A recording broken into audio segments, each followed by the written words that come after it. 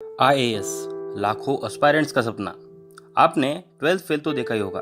IAS बनने के लिए स्टूडेंट को जी जान लगाकर मेहनत करनी पड़ती है, तब भी सिलेक्ट होने का चांस सिर्फ 0.1% से 0.2% का ही है।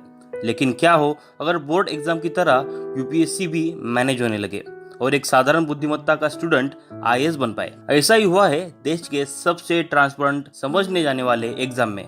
और आज हम एक ऐसे मामले पर डिस्कस करेंगे जिसकी वजह से यूपीएससी पर भारतीयों का विश्वास ढल चुका है, पूजा खेड़कर घोटाला।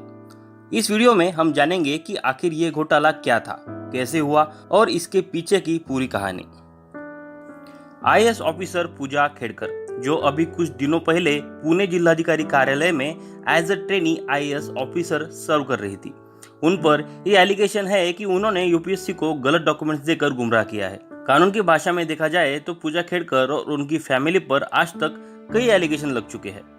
शुरुआत में हुआ ऐसा कि पूजा खेड़कर की मां, जो कि पहले भालगांव की सरपंच रह चुकी है, उन्होंने पुणे के मुलशी गांव के किसान को बंदूक दिखाकर धमकाया, जिसका पूरा वीडियो सोशल मीडिया पर वायरल हो चुका है। और यहीं से पूजा के सारे कारनामे बाहर आना शुरू हुआ। बताया जाता है कि पूजा अभी अभी आईएएस ऑफिसर बनी थी और वो ट्रेनिंग के लिए पुणे भेजी गई थी। पूजा शुरू से ही अपने सीनियर ऑफिसर्स को प्रेशराइज करती रहती थी। पूजा को उनकी सेपरेट कार, सेपरेट ऑफिस और सुरक्षा के लिए एक गार्ड चाहिए था, जो कि एक ट्रेनिंग ऑफिसर को नहीं मिल पाता। जब सीनियर्स ने उन्हें मना कर दिया तो उन्होंने उनकी प्राइवेट ऑडी कार पे ही महाराष्ट्र शासन का बोर्ड लगवाया और उस पर लाल बत्ती लगा दी। कोई भी ऑफिसर हो, उसे अपनी प्राइवेट गाड़ी पर लाल बत्ती लगाने का परमिशन नहीं है, ना ही महाराष्ट्र शासन का नाम लगाकर वो ऑफिसर घूम सकता है। जो गाड़ी गवर्नमेंट ने उन्हें अलाउ की है उसी पर ही वो लाल बत्ती लगाकर घूम सकता है। अब बात आती है उनके क्रेडेंशियल्स की। पूजा खेड़कर ने दिव्यांग की कैटेगरी से और ओबीसी नॉन क्रिमिलियर से अप्लाई किया था। यूपीएससी को अप्लाई करते समय स्टूडेंट्स को सारी इंफॉर्मेशन सही और वैलिड देनी होती है। जो भी कैंडिडेट जिस भी डिसेबिलिटी कैटेगरी से अप्लाई करता है, सिलेक्शन होने के बाद उसे वो प्रूव भी करना पड़ता है। पूजा खेड़कर के पास विजुअली इम्पेयर्ड का सर्टिफिकेट है, जो कि उन्हें अहमदनगर के जिला हॉस्पिटल से 2018 से मिला था। यूपीएससी ने 6 बार पूजा को नोटिस देकर बुलाया कि वो उनकी फिजिकल डिसेबिलिटी प्रूव करे, लेकिन वो नहीं आई।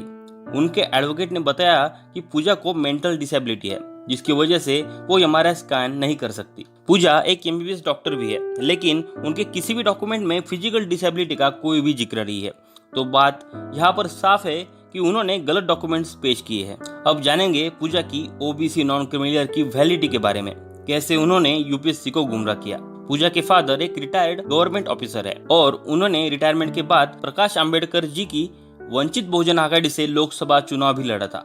इलेक्शन कमीशन को दिए हुए डिक्लेरेशन में उन्होंने उनकी संपत्ति 45 करोड़ बताई, यानी वो गरीबी रेखा के आसपास भी नहीं है। अब पूजा ने ओबीसी नॉन क्रिमिलियर से भी एप्लीकेशन किया था। अब रूल्स के मुताबिक जिसकी संपत्ति 7.5 लाख से कम हो, वही कैंडिडेट नॉन क्रिमिलियर से एप्लीकेशन कर सकता है। इन दिनों के इन्वेस्टिगेशन में पता चला है कि पूजा की खुद की कमाई एनुअली 17 करोड़ के ऊपर है। जब सारा मामला सामने आया तो उन्होंने बताया कि उनके पेरेंट्स सेपरेट हो चुके हैं। अब यह मुद्दा भी चर्चे में है कि उनको इनकम सर्टिफिकेट किस ऑफिसर ने दिया। अब सेंट्रल गवर्नमेंट ने इसकी जांच करने के लिए एक कमेटी भी गठित की है। इस सब के बाद उनका ट्रांसफर वाशिम डिस्ट्रिक्ट में किया गया है और इसी मुद्दे पर पॉलिटिक्स भी गर्म हो चुका है। अब देखते हैं कि गवर्नमेंट और क्या एक्शन लेती है। आईएएस, जो कि हमारे देश का सबसे बड़ा प्रशासकीय पद है, उस पर बैठने के लिए हर साल लाखों बच्चे अपने जी जान लगाकर मेहनत करते हैं। उसी पोस्ट को लेकर अगर इतना बड़ा घोटाला हो सकता है, ये कभी किसी ने सोचा ही नहीं था। हम आशा करते हैं कि गवर्नमेंट जल्दी से जल्दी इसकी जांच करे।